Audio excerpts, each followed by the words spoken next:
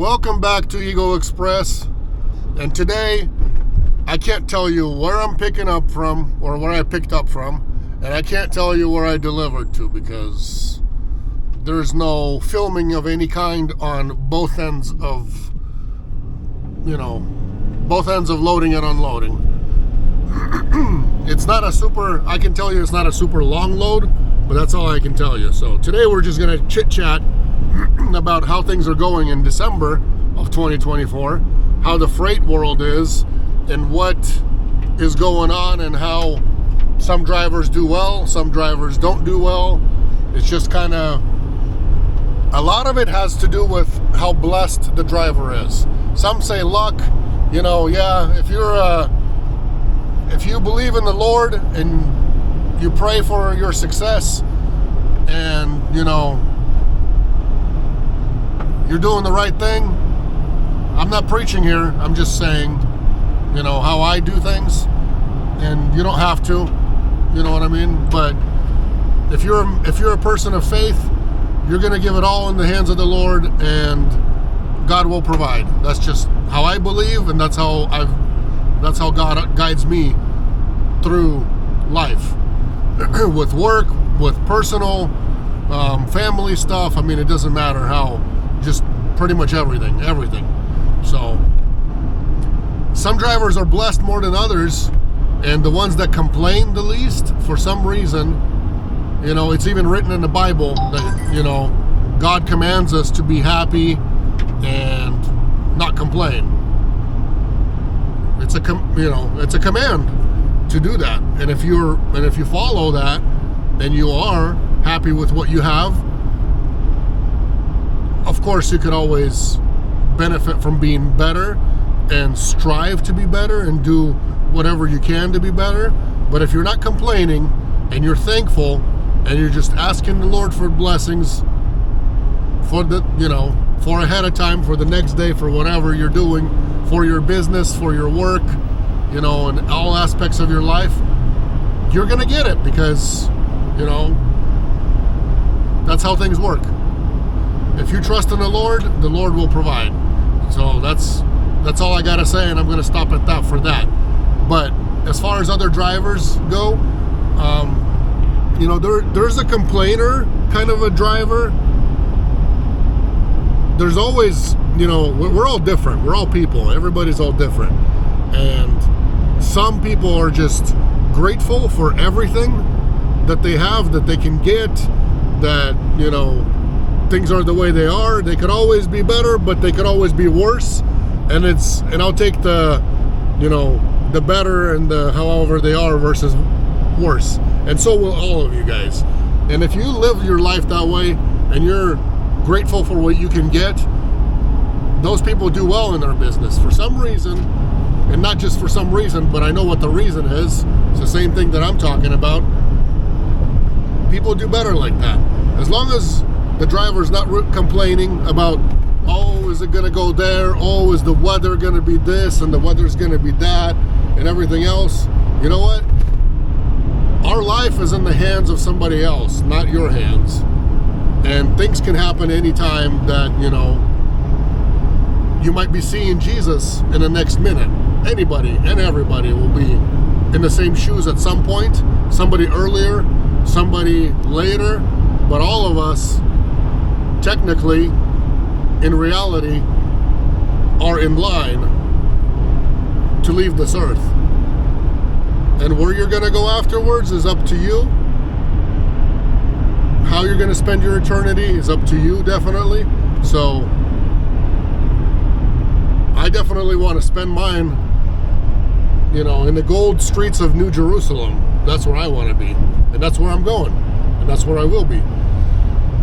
So the drivers that don't complain much and just go with the flow, go where the load goes, and not complain about, say, weather, say where it's going, or this and that, or how tired somebody is and all that, and there's lots of different. I'm not going to get into it deep, but there's lots of reasons why some drivers complain and some drivers just don't complain and just go.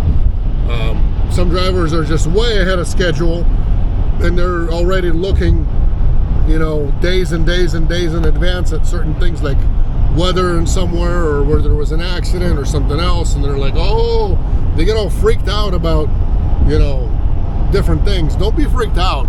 If the road is open, we go. If the road is closed, we don't go until it opens. That's just how things work. If there's an alternate way or an alternate 100% route, then we can present it to the broker and their customer. And if it's more miles, then it's their decision if they want to pay it to go around certain areas. But, winter is here. There's no getting around it. Northern states obviously have bad weather. They're going to have black ice. There's going to be snow. There's going to be blizzards. There's going to be all kinds of bad weather conditions. And some drivers, they just kind of don't come out much or try to spend as much time at home as possible in the winter time, and that's fine. We got some drivers that are staying home for almost 3 months because they can afford to. They ran hard. They met their goals. They saved money, put money away, and they did good. And some drivers are just, month to month, hoteling around, screwing around, and doing whatever on the good days and good weeks, and think that it's always going to be that way. Well, it's not always going to be that way, because at any point you could break down, that you might have to wait 2-3 weeks to get fixed somewhere, and might be hoteling around for 2-3 weeks and have to pay a big repair bill as well. So we're good until things are good, and then when things are bad, that's really the test for everybody of what you can do and how well prepared you are to deal with the bad aspect of the business. I'm not saying that you are going to break down and are going to have huge expenses and this and that. I'm not trying to scare you guys, but business is business, and you have to come responsibly and prepared into this business, because you never know. Honestly, you really never know when it might be time for you to open up your savings that you saved in this business and have to use it. It's just life. It really is, and that's how it goes. So I hope that everything goes well for everybody, but the reality is, if you're picking and choosing freight, or you're picking and choosing where to go, where not to go, where you want to be, where you don't want to be. I don't want to go north because my van is not ready, or a lot of, I don't know why, it's your guys' thing, but a lot of newbies, a lot of new drivers come on board with a bare van. Like, there's not even a bed, there's not even a sleeper. It's just a bare metal van, nothing in there except for their straps and PPE gear and whatever else they need, food and drinks, and that's it. For this job to be worthwhile and be comfortable, you need to be comfortable in your van. So my recommendation, and it's not just me pulling things out of the air and just explaining things for you guys and suggesting for something that I don't even know, like a lot of people do online. I know what I'm talking about. I've been in this business for over 10 years now. So you need to be prepared with your van. I wouldn't even hit the road. If you're a new driver, beginner, I wouldn't even hit the road if your van is not insulated, if you don't have a decent bed to sleep on in there, and if you do not have a heater for the winter time. And I'm not talking about a heater that's like a gas buddy heater or whatever that uses propane. No, you don't want none of that, because you can have carbon monoxide poisoning and not wake up from your nap. That's definitely not what you want. Plus, it's unsafe. If you ever tip it over or do something with that, you get burned down in that thing. So no, a diesel Webasto style diesel air heater, and you don't have to have a diesel van for this. They make them different kinds now. They make it so it comes with its own tank, and it's all like one self-contained unit that you would just drill 2 holes, one for intake, one for exhaust, into your floor in your van, install that thing closest to wherever your side door is. If you have a gas van, if you have a diesel one, that's really easy to do, like in a Sprinter. That's super easy to do. In a diesel van, it just attaches to your outlet from your tank, and it pulls diesel directly from your fuel tank with the pump and heats your inside. And there is no fumes. It's the same exact thing that truckers use. They just use the more expensive type. And these are now, you know, you can get an expensive type if you want, but the Chinese ones, Chinese Webasto style diesel heaters, they're so cheap right now. You can get them from anywhere $100 to $150 for a really good one. And that's cheap, because if you go Webasto brand or that Urban something, Urbacher or whatever, the other German one, those are anywhere from 1,000 and up. So I wouldn't suggest it. If you have money to spend and you're a rich person, go ahead and get the Webasto one if you want.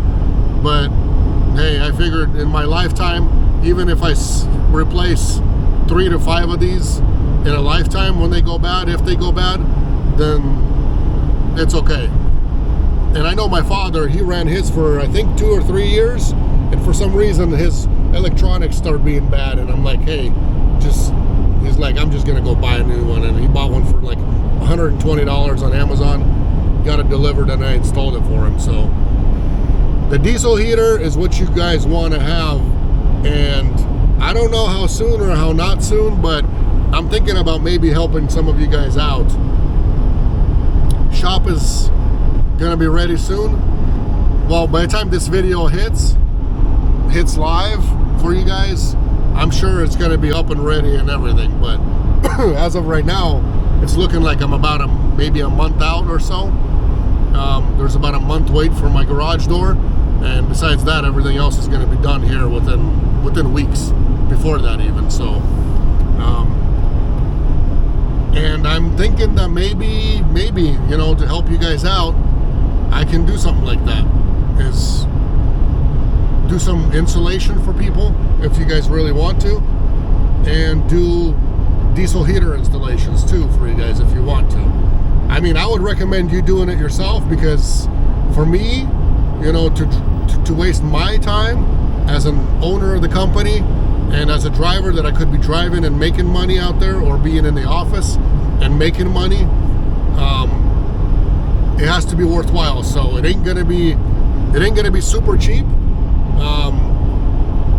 I'm thinking $100 an hour is what the charge is going to be, however long it takes for me to do stuff for you guys. But I would just recommend insulating it yourself.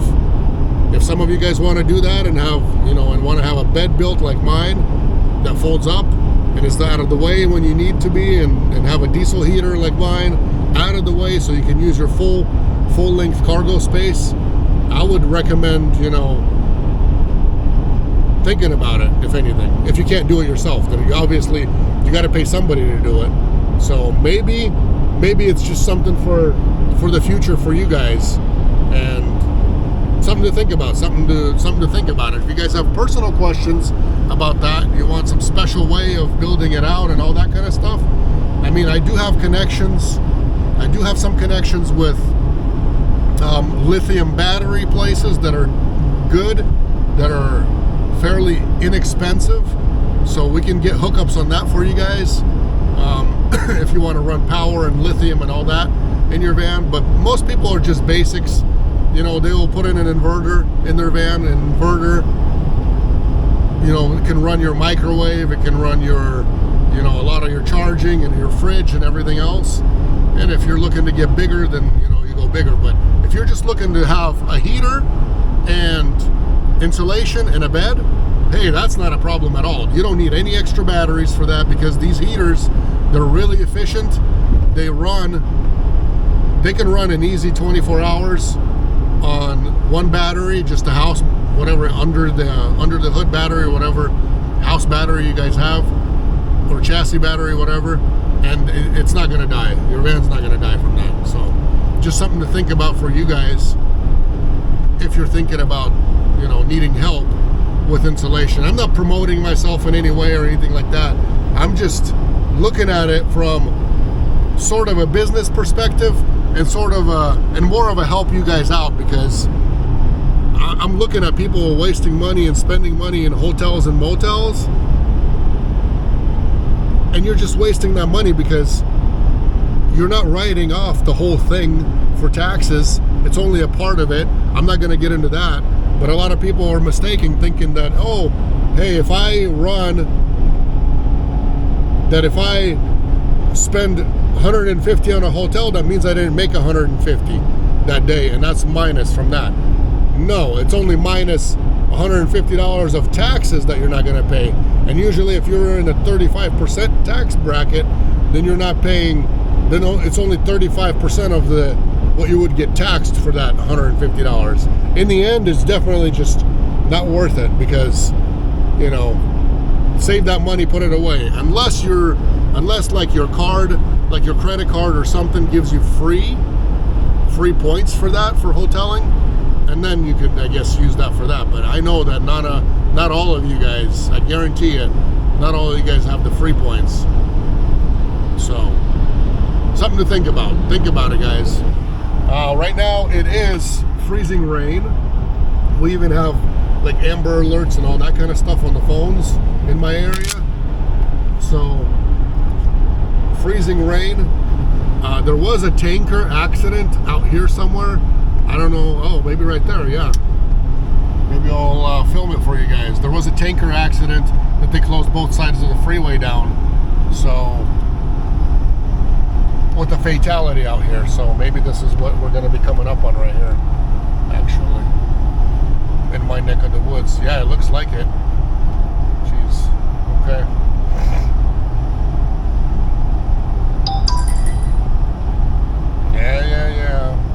Yeah, poor people.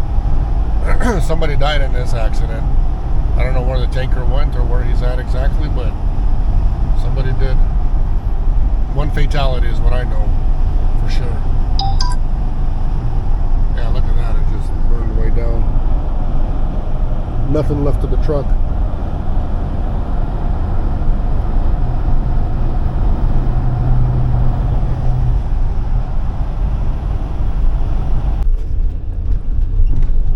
My freight is unloaded. I am empty, and that's it for that load. I do have another one, so you will be seeing me in this shirt again.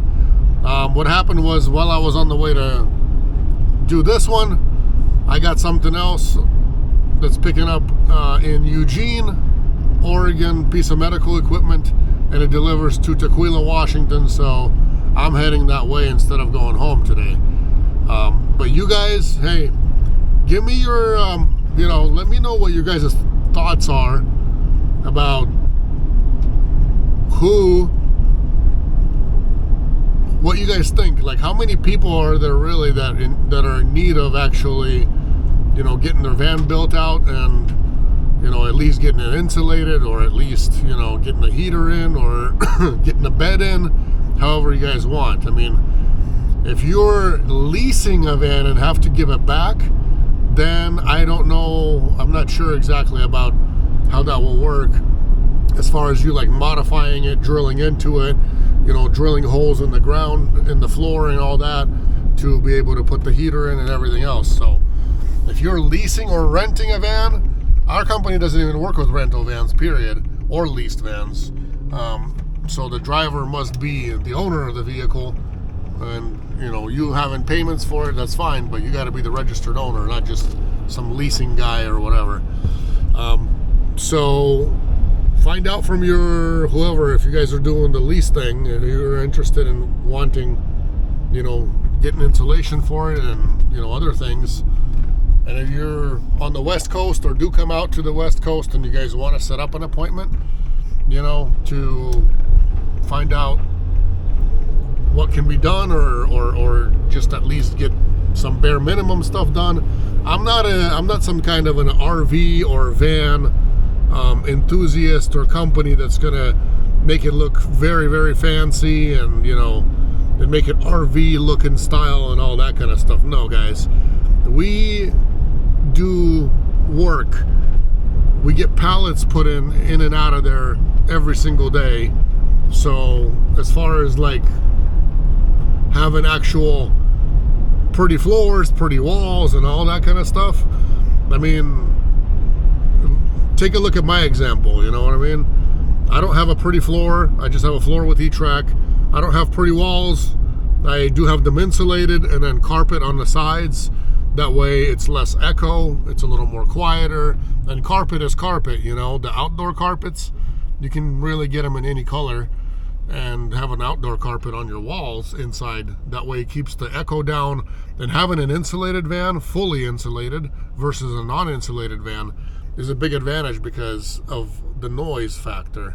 The noise is just, you know, it gets rid of a lot of noise versus driving in a hollow van. I did that a couple of weeks ago. You know, drove a hollow one, and I'm like, oh man, thank God that I don't have that kind of stuff going on, because it was just ridiculous. But hey, anyways, thank you guys for watching. Hit me up. Let me know what you guys think. How many of you are, you know, really interested about getting you know, a sleeper setup and insulation and maybe a heater for the winter time. Summertime, you do need a roof vent. Those are easy as well. That's easy to do. Not a big problem at all. But, you know, if you're looking for like AC and, you know, further than that, then you got to look somewhere else. But I don't do ACs. And so far, I don't know about like installing like solar panels and all that kind of stuff for recharging and all that. I don't, you know, I don't mess around with that. I don't have it on my van, so I can't say like how easy or how, you know, or how to do it. I imagine it's not hard and whatnot, but it's okay. I'm not getting into solar or any of that kind of stuff, or like, you know, installing your guys' TVs and all that kind of stuff. I can do an inverter. That's easy. That's no problem at all. We can throw an inverter in for you, and heater and insulation and a bed. You know, make it basic, make it work, make it simple. Whatever will make you money fast and have you be comfortable in here. God bless you guys. Take care. We'll see each other next time on another one. Shouldn't be too long.